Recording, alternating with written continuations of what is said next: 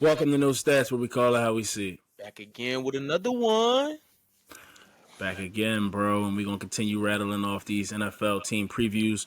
We just wrapped up with the AFC West. We move on to the NFC West. Got some exciting teams.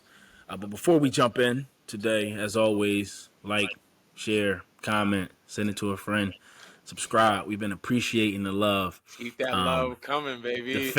the fan bases have been very adamant, very heartfelt in their comments, and we love it. So, like I said, good, bad, ugly. Let us know your feedback. Let us know how you feel about the record prediction. We right, we wrong. We accept it all. So keep doing your thing, and we're going to keep doing ours. Love is love, baby. Keep it coming. Watch the handle, it takes skill. We gotta run it back. We in the field, and you said it Jason Jack. You in your field, we looking for the facts. Let's keep it real, yeah, we talking no stats. Yeah, we talking no stats. Yeah, we talking no stats. All right, bro. We got the Arizona Cardinals today, bro. I was thinking it. You said it. We got the Arizona Cardinals, bro. They made the playoffs 2 years ago, right? When the Rams won the Super Bowl, and Kyler Murray kind of got exposed. I believe that was his first playoff game. They started the season off strong that year, but they just seemed to unravel. And I think the image of Kyler Murray kind of dissipated, as that season went on and into last year, even though he's been dealing with injuries, and you got the whole conversation about him not studying and taking it serious. So it's been a lot of question marks around this team. You had J.J. Watt retire, Chandler Jones leave. So this team is kind of unraveling, and now you without Kyler Murray for the first, I think they said about 10 games right now. He's gonna be 10, and then you give him a game to get one game under his belt. Exactly. It's going to be a tough season, but bear with us, Cardinals fans. Please bear with us. This team was on the ascend too, man. I thought they had you still had D Hop, James Conner was looking all right, and they go out and get. Did they get J.J. Watt the season after they made the playoffs, right? J.J. Watt was there for the playoff. Okay. Yeah, I believe J.J. Watt was there for the playoff run. But yeah, last year missed the playoffs. Of course, they finished last in this division, and then this year, like we said, they lose some pieces. You lose DeAndre Hopkins, right? You release him, which waters down that receiving core. J.J. Watt retires. You lose Chosen Anderson, previously known as Robbie Anderson. You lose Marcus Golden. You lose Zach Allen. So you lose some depth on that defensive line, adding behind J.J. Watt. A.J. Green retires. You lose a linebacker, then you lose your guard and Justin Poe. Some big losses, some older guys. But yeah, a lot of vets that was on that team, bringing some winning culture, and making some plays for this team. So you fire your head coach last year, right? And you bring in Jonathan Gannon, who was the Eagles defensive coach, the defensive coordinator on that run to the Super Bowl. Really good year, excluding the Super Bowl when they let the Chiefs put up 38. Even though one of those touchdowns is by that fumble that Jalen Hurts had. But I'm not too big in defensive coordinators being head coaches, bro. I think the NFL has changed so much that defensive coordinators turned head coaches don't really work anymore unless you probably have one of the top quarterbacks. I'm trying to think of the Bills head coach name, Sean McDermott. He's a defensive head coach, right? And they haven't been to a Super Bowl yet, but they've been a successful team because they have Josh Allen. Bill Belichick was so successful, I think, because he had Tom Brady. But outside of that, I don't think defensive coaches really flourish in today's NFL. And then on top of that, they do add Kaiser White. They get a guard to replace Justin Poe and Dennis Daly. They get Zach Pascal also from the Eagles. And then they draft Paris Johnson Jr., who's supposed to be a stud out of Ohio State, supposed to be a big name player. They get B.J. Jalari out of LSU, the edge. And then they also get Garrett Williams out of Syracuse, who has a really high upside as a cornerback. I read a lot of draft profiles and outlooks on him. He's supposed to be a man-to-man corner, but I think he was dealing with some injuries and things like that. So there's a lot of question marks, so they took a risk on him, and hopefully he can ascend to the player that he's supposed to be. But all in all, bro, they lose some vets, like you said. They add some pieces, but I don't know, man. This is a roster that it just looks. I mean, I think too many losses, man. Like you're gonna have what my man Hollywood Brown gonna be out there looking crazy, man. Like yeah, he was yeah. D Don't forget they Hop. got Christian Kirk a couple seasons ago, so this is like a revamp squad. I mean, all the top players that you had is kind of gone. Buda Baker wanted out, right? But they ended up restructuring his deal, so they was able to keep Buda Baker, who's the top safety in this league. But I don't I know, want to man. ask you too, bro. Before we move on to the schedule, if you're the Mm-hmm. Cardinals, are you drafting a quarterback? Because you're definitely gonna have a top pick. Are you drafting a top quarterback, or are you staying invested in Kyler Murray? I think it depends, bro. I've seen a lot of. So they have two picks. They have two top picks. They're talking about they can possibly get like a Possibly. 1 and a 3. Hmm. I've seen a lot of mock drafts.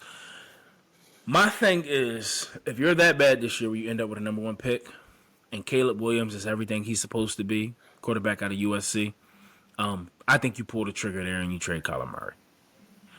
I think if you can't get Caleb Williams, you stick with Kyler Murray.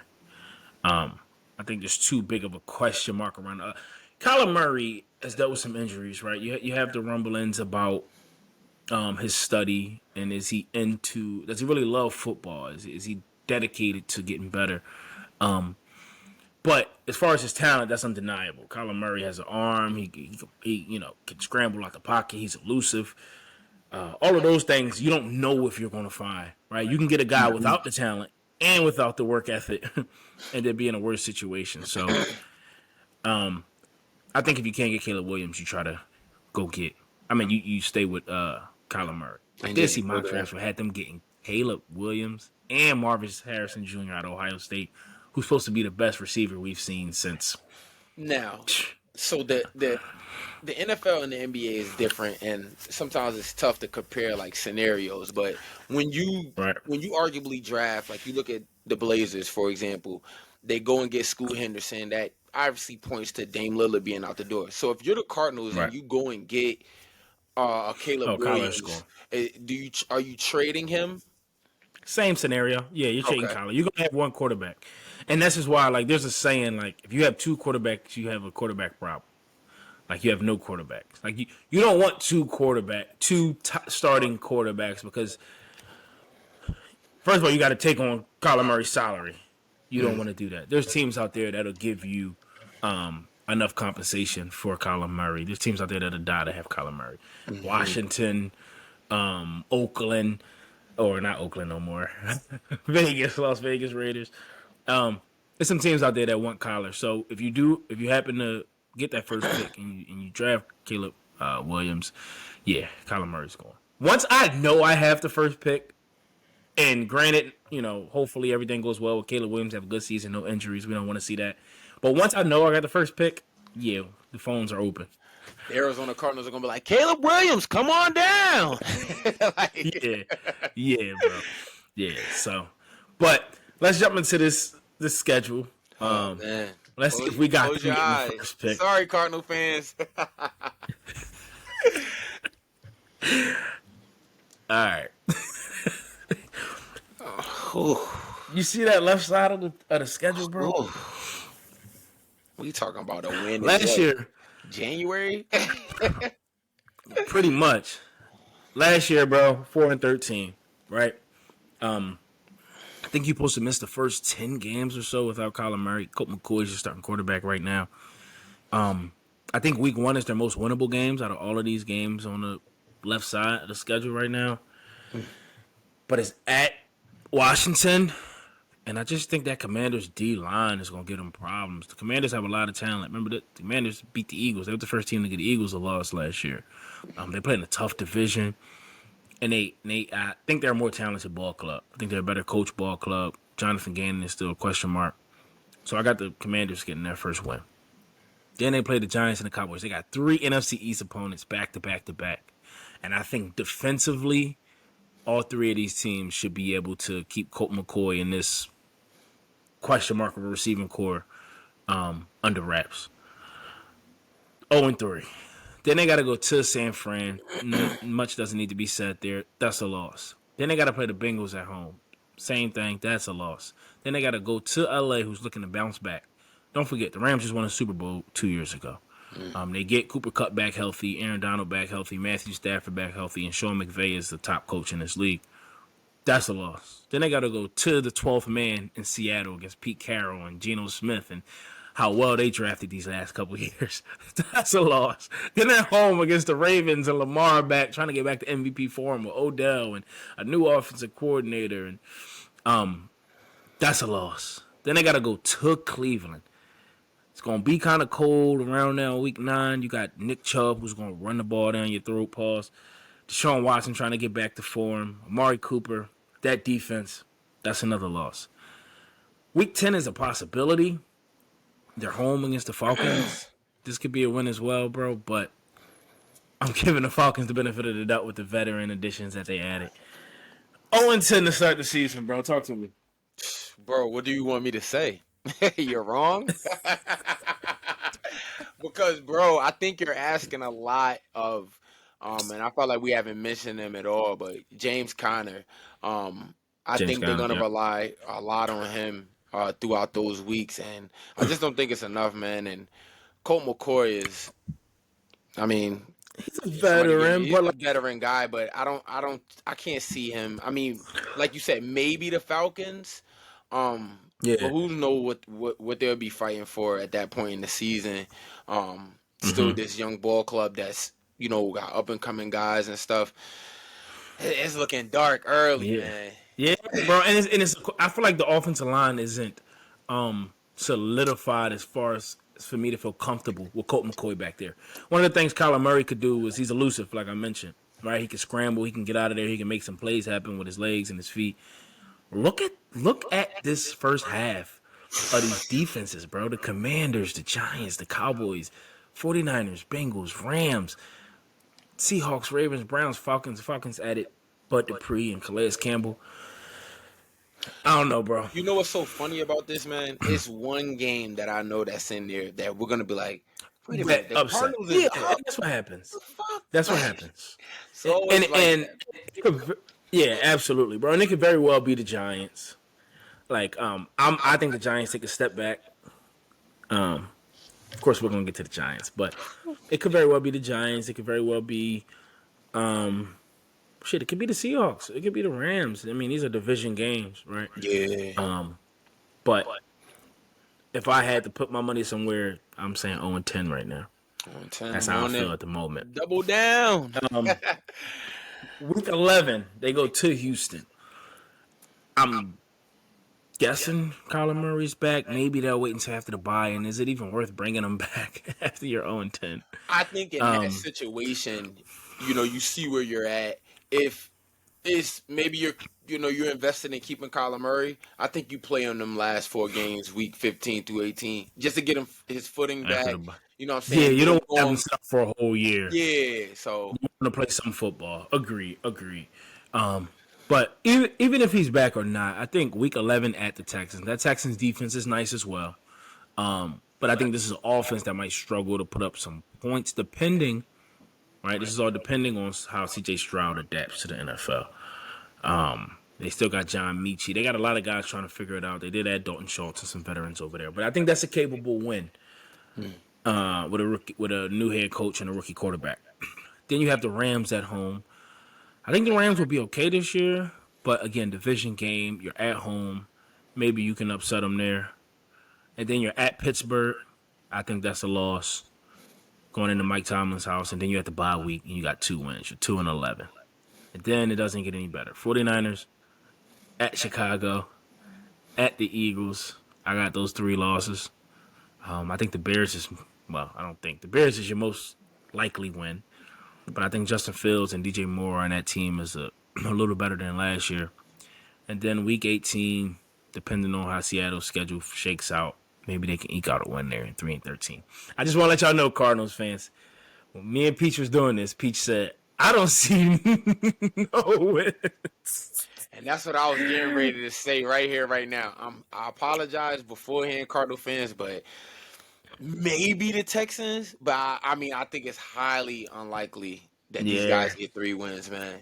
That's tough. Could they go? Could they go 1-16, 1-15? If Kyler can come back and make something happen, you know what I'm saying? I like that 3. But you're talking about getting a win at with the Rams. Who knows if they're rolling at that time? The Texans could be And 5-5. You know what I'm saying? Right. Looking all right. And this is a miss. And this is a typo. Oh my goodness, this 3-14. I'm missing the game here. 3-14. Let me change that now. Actually, so we're saying identical records. This is a 3-14 ball club last year, and I really want to know, when did they get these wins? They were 4-13 last year. 4-13?